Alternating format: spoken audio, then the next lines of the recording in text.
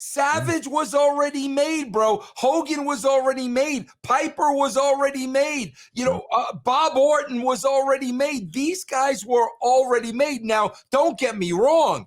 As a promoter, he was putting them on a bigger stage and making them larger for life, but he did not create these people, bro.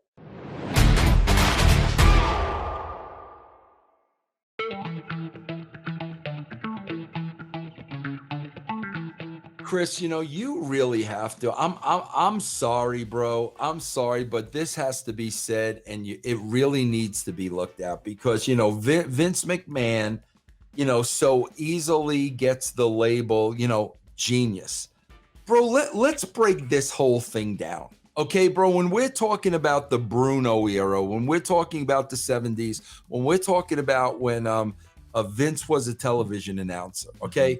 We're talking about Vince Sr. running the company. That was Vince Sr., bro, with the Valiants and Andre and Bruno and Putski and, Waldo Von Erich and, George the Animal Steel and Baron Von Raschke. That was Vince Sr.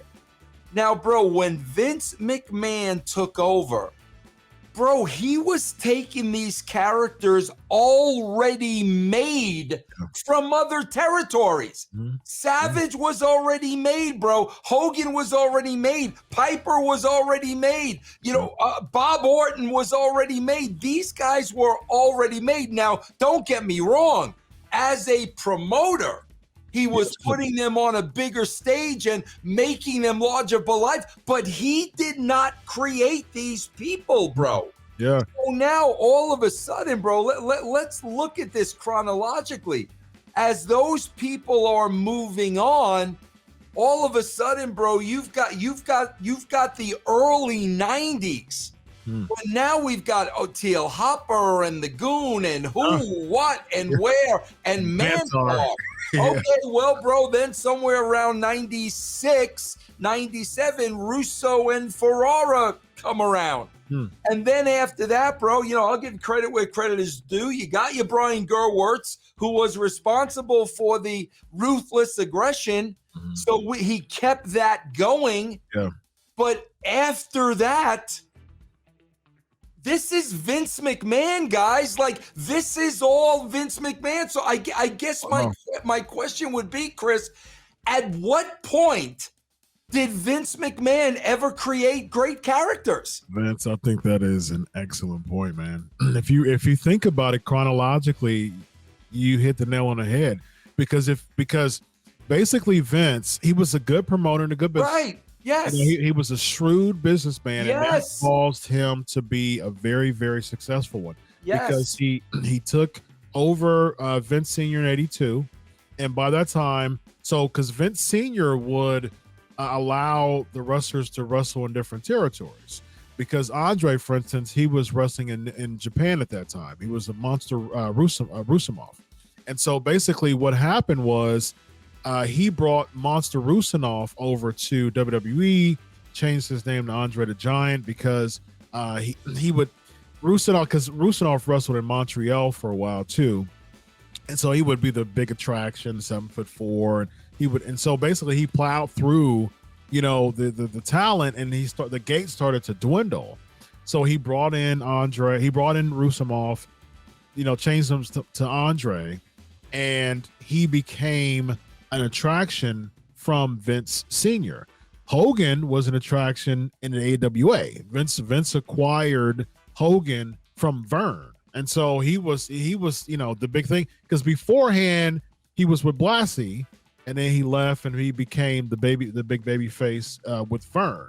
And so, when you think about that, Hogan and Andre, two of your biggest names at that time, were talent acquired not originally by Vince Jr. They were brought from other promotions. The work was done by other promoters. Think about this, guys. Let me put it to you this way, Chris. The work was done by other promoters. We can go up and down the list.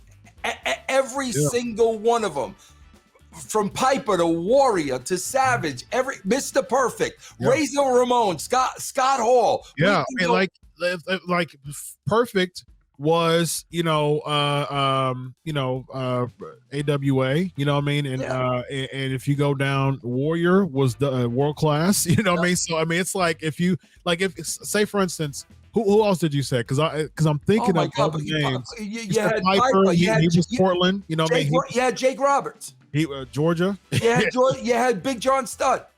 He was with the he was big over at the Central territories, I believe. With Central. I think he was big on the Central territories before he became. So, Chris, ask yourself this question: he plucked wrestlers that had already made a name for themselves through the promoter, through themselves. Bro, think about if that wasn't available to Vince, and he buys the company from his dad in '82, and now he has to create all his own character. True. We've seen what that looks like, bro. We've seen that. What would have happened to the WWE? That's a good point, man. That's a good point. If you really think about it, it's a really good point. He grabbed names and Stug was Mid-Atlantic South. And I do remember he was Chuck O'Connor. But again, to your point, if you're grabbing names from other places, and because what happened with Vince too was he changed, because Vince Sr. was upset about this because Vince Jr. basically acquired all the talent, and then it became that he made them become exclusive to him. And Vince Sr. wasn't a big fan of that because he would get booking fees. Like Vince Sr. would get booking fees from the territories because he would book the wrestler for the territory. So the wrestler would get his cut, and then Vince Sr. would get his cut from a booking fee. Right. So Vince Jr. did see that, okay, so I'll make him exclusive to me.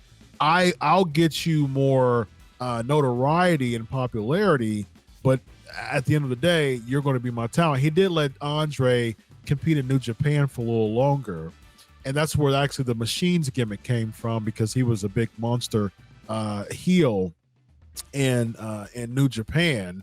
He actually had a tombstone too. If you if you go back to like 1972, Andre had a jumping tombstone as a finisher. There you go. He made tombstones before tombstones were cool. But Vince allowed Andre to continue to compete in like the mid 80s. The Machines came and things like that. That was kind of a rip from his Japanese persona. But Vince started like he is now, 40 years later almost.